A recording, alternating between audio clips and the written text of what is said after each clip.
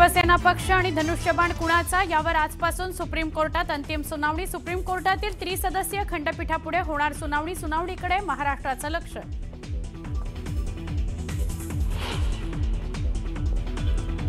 अजित पवारांनी उपमुख्यमंत्रीपद आणि पुण्याच्या पालकमंत्रीपदाचा राजीनामा द्यावा। पुणे जमीन गैरव्यवहार प्रकरणी आरोप करत अंजली दमानी यांची मागणी। जिल्हाधिकारी चौकशी समितीत कसे असू शकतात? पुणे जमीन गैरव्यवहार प्रकरणी दमानी यांचा सवाल। जिल्हाधिकाऱ्यांनी डिसेंबर 2024 ते आतापर्यंत काहीच केलं नसल्याचाही दमानी यांचा गंभीर आरोप।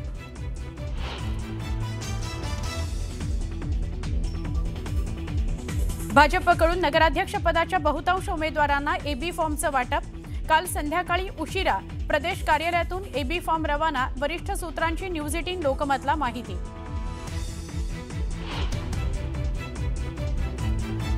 मनोज जरांगेंच्या हत्येचा कट रचल्याप्रकरणी जालना पोलिसांकडून तिसऱ्या आरोपीला अटक। दादा गरुड अमोल खुणेनंतर कांचनी साळवी याला अटक।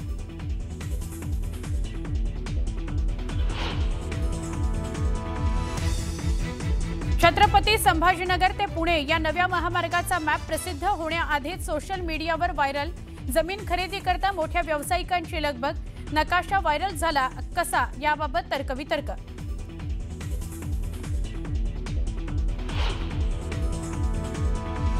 दिल्ली स्फोटाचं नवं सीसीटीव्ही समोर। कारमध्ये स्फोट होतानाची दृश्य सीसीटीव्हीत कैद।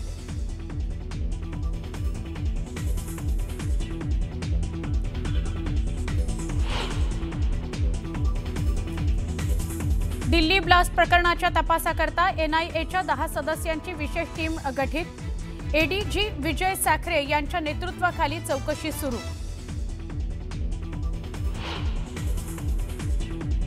वनमंत्री गणेश नाईकांनी पिंपरखेडमध्ये घेतली मृत चिमुकल्याच्या कुटुंबियांची भेट। तर नरभक्षक बिबट्या दिसला तर ऑन द स्पॉट शूट करा, वनमंत्री गणेश नाईकांचं मोठं विधान।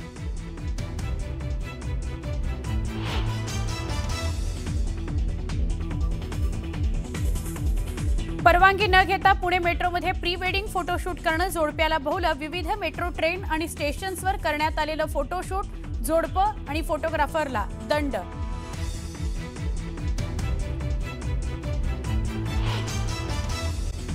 राज्याचे वनमंत्री गणेश नाईक पुणे जिल्ह्याच्या दौऱ्यावर आहेत। शिरूर तालुक्यातील पिंपरखेड गावातील मृतांच्या कुटुंबियांची त्यांनी भेट घेतली आहे। बिबट्याच्या हल्ल्यामध्ये मृत्यू झालेल्या पीडित कुटुंबियांसोबत ते संवाद साधतात। पिंपरखेड परिसरामध्ये गेल्या महिन्याभरात बिबट्याच्या हल्ल्यामध्ये 3 जणांचा मृत्यू झालाय, त्यांना आपला जीव गमवावा लागला। बिबट्याच्या हल्ल्याच्या पार्श्वभूमीवर वनमंत्र्यांनी घटनास्थळाला भेट देण्याची मागणी स्थानिकांनी केली होती। यासाठी मोठं आंदोलन देखील उभारण्यात आलं होतं। पद्धतीने या बिबट्यांचा बंदोबस्त करण्याकरता दोन्ही जिल्ह्यात 11 कोटी रुपये पुणे जिल्ह्याकरता आणि 11 कोटी रुपये नगर जिल्ह्याकरता। आपल्याकडे हे आताच सुरू झालं, पूर्वी तेवढं नव्हतं। जसा ऊसाची लागवड जास्त झाली त्यांना असं वाटायला लागलं हा आमचा आदिवास आहे, म्हणजे आमचं घर हे ऊसाचं शेत आहे, असे भास निर्माण व्हायला लागला। आता विदर्भामध्ये चंद्रपूर ह्या परिसरामध्ये वाघाचे हल्ले होतात आणि झाले। त्याकरता अतिशय आधुनिक यंत्रणा वापरली गेली। सॅटेलाइटशी कनेक्ट करून इंटरनेट म्हणजे याला आर्टिफिशियल इंटेलिजन्स, कृत्रिम बुद्धिमत्ता, आणि जस्ट नुसतं असं तो वाघ गेला तर लगेच असा सायरन होईल की ह्या 10-12 किलोमीटरच्या अंतरामध्ये लोकांना ते समजेल। तुमच्याशी चर्चा झाल्यानंतर साधारण 1000 पिंजरे। तर पुणे जिल्ह्यामध्ये बिबट्याची मोठी दहशत पाहायला मिळाली। पुणे जिल्ह्यामध्ये 3 जणांना बिबट्याच्या हल्ल्यात आपला जीव गमवावा लागलाय। मृतांच्या कुटुंबियांचं वनमंत्र्यांकडून सांत्वन करण्यात आलं। कुटुंबियांनी आणि गावच्या लोकांनी तिथे आंदोलन केलं होतं। जोपर्यंत वनमंत्री येत नाही तोपर्यंत मृतदेह आम्ही ताब्यात घेणार नाही, असं आंदोलन त्यांच्याकडून करण्यात आलेलं।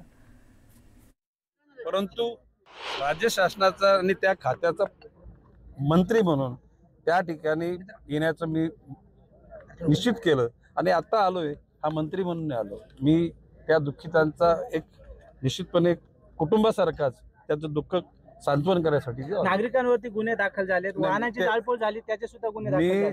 स्पष्ट निर्देश दिलेले आहेत वन खात्याला आणि पोलीस खात्याला की आंदोलनामध्ये सहभागी झालेल्या कोणावर सुद्धा कारवाई करू नका. समुपदेशन, लोकांना अवेअरनेस आणून, शेवटी ही संपत्ती कोणाची आपलीच आहे. बिबट्याने केलं हे सगळ्यांनाच, कुठलाही माणूस त्याच्यातून त्या घटनेबद्दल सगळ्यांना खंत आहे, दुःख आहे.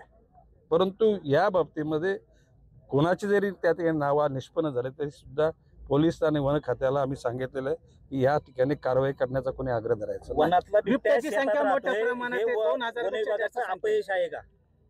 आता ऊस लावला तुम्ही, आता त्या लोकांना तिथे ऊसामध्ये ससे आले, कोळे आले, लांडगे आले, ती शिकार त्यांना आयती भेटते. ऊस जेव्हा तोडल्यानंतर ते मोकळे होतात. प्रश्न असा कशाला काही कोणाचा दोष आहे? तुम्हाला विचारतो, कोणाचा दोष आहे हा? मी आपल्याला विचार, दोष कोणाचा आहे? काय आता कुणाचं? परिस्थिती, ही परिस्थिती सगळीकडे उद्भवलेली आहे, ऐकलाय का? परंतु ह्याच्यातून मार्ग काढण्यासाठी आपण सगळे सतर्क राहावे. ही ऊस तोड झाल्यानंतर हे बिबटे मोकळे होणार आहे. अरे मी जसे सापडते तसे त्यांना रवाना करण्याचा आम्ही आदेश दिलेले आहेत. ओके, तुम्ही आता बोलताना म्हटलात की दिसणारा बिबट्या शूट आउट करा, तुम्ही वन विभागाला आदेश दिलेले आहेत. जर का तो लोकांच्या अंगावर येत असेल ना तर त्या ठिकाणी नरभक्षक त्याला शूट आउट शॉट करून टाका, सांगितलेलं आहे. वन खातं तुमच्याकडे आलं, हे बंद होण्यासाठी आलं का? असंही तुम्ही बोललात आता. अरे असे काही लोक बोलले मला, म्हणून मी बोललो. चला, राज्यातील सधन महापालिका म्हणून ओळखल्या जाणाऱ्या पिंपरी चिंचवड महापालिकेवर असलेली भाजपची एकहाती सत्ता उलथवून टाकण्याच्या हेतूनं दोन्ही राष्ट्रवादी काँग्रेसचे गट एकत्र येणार असल्याचं जवळपास निश्चित झालेलं आहे. भाजपला रोखण्याकरता युती करण्याबाबत दोन्ही गटाच्या शहराध्यक्षांनी देखील सहमती दर्शवली आहे. त्यामुळे भाजपला रोखण्याकरता राष्ट्रवादी काँग्रेस, शरदचंद्र पवार पक्ष आणि राष्ट्रवादी काँग्रेसचा अजित पवार गट हा पिंपरी चिंचवडमध्ये एकत्र आलाय. आता ही खेळी यशस्वी होते का हे बघावं लागेल. दुसरीकडे निवडणुकीच्या तोंडावर राष्ट्रवादी काँग्रेसच्या होणाऱ्या अशा राजकीय युतीचा भाजपवर कोणताही परिणाम होणार नाही असं सांगत भाजप नेत्यांनी राष्ट्रवादी काँग्रेसवर मिश्किल टिप्पणी केली.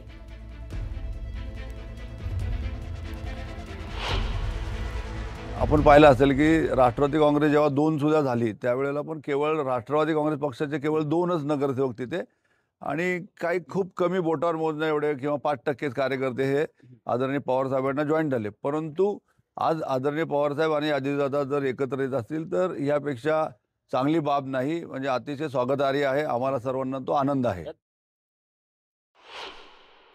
जागा वाटपाच्या याच्यामध्ये आमचा कुठलाही संघर्ष होणार नाही, पण अजितदादांच्या पक्षाला आमच्या सोबत घ्यायचा हा निर्णय सर्वस्वी वरिष्ठांचा असेल, माननीय साहेब असतील, ताई असतील, शशिकांत शिंदे साहेब असतील. हा जो निर्णय आम्हाला देतील, जो आदेश देतील, त्या आदेशाचं पालन आमच्याकडून केलं जाईल. पण जागा वाटपामध्ये कुठलाही इथं वाद होणार नाही याची आम्हाला शाश्वती आहे. दरम्यान भाजपचे निवडणूक प्रमुख शंकर जगताप यांनी दोन्ही राष्ट्रवादी काँग्रेसच्या एकत्र येण्याचं स्वागत केलंय असं म्हणत दोन्ही राष्ट्रवादी काँग्रेसना आव्हान दिलंय. दुसरा एक महत्त्वाचा पेच आहे, पेच म्हणण्यापेक्षा राजकीय खेळी म्हणावं लागेल की जे राष्ट्रवादी अजित पवार गट तुमच्यासोबत सत्तेत होता, स्वबळाच्या तुमच्या नाऱ्यानंतर आता दोन्ही राष्ट्रवादी एकत्र येण्याची भाषा करतायत. अर्थात ते तुम्हाला रोखण्यासाठी, म्हणजे भाजपला रोखण्यासाठी हे राजकीय खेळी दिसते आहे. तसं एकंदरीत दिसत नाही, आणि जरी असेल तरी भारतीय जनता पार्टीवर कसलाही परिणाम होणार नाही. कारण आम्ही पिंपरी चिंचवड महानगरपालिकेमध्ये 128च्या 128 जागाची पूर्ण तयारी आहे. आमचे बूथ प्रमुखापर्यंत, पेश प्रमुखापर्यंतची पूर्ण तयारी झाली. उमेदवारही आमच्याकडे सक्षम उमेदवार आहे, आणि जर असं काही कुणी एकत्र येत असेल तर निश्चितच त्याला भारतीय जनता पार्टी आणि कार्यकर्ते हे सक्षम आहेत. पण मग असं एकत्र यावं लागतं निवडणुकीच्या तोंडावर त्यांना. ही प्रत्येक पक्षाची स्ट्रॅटेजी असते, आणि त्या स्ट्रॅटेजीप्रमाणे प्रत्येकजण इलेक्शन जसं आज आता आरक्षण डिक्लेअर झालेले आहेत, आरक्षण डिक्लेअर झाल्यानंतर प्रत्येक पक्ष हा स्ट्रॅटेजी वेगवेगळी करू शकतो, आणि त्याप्रमाणे त्यांनी केली असेल तर त्याचं स्वागतच आहे. सुरेश पाटील, गोविंद वाकडे, न्यूज 18 लोकमत, पिंपरी चिंचवड. जेजुरी नगर परिषदेमध्ये सुद्धा दोन्ही पवार एकत्र लढण्याची शक्यता आहे. दोन्ही राष्ट्रवादी काँग्रेसकडून चर्चा सुरू आहे. जेजुरी नगर परिषदेमध्ये 20 जागा आहेत आणि दोन्ही राष्ट्रवादी काँग्रेस एकत्र येऊन त्या लढणार आहे असं कळतं आहे. पिंपरी चिंचवड पाठोपाठ जेजुरीमधून सुद्धा 2 राष्ट्रवादी काँग्रेस एकत्र येण्याच्या चर्चा.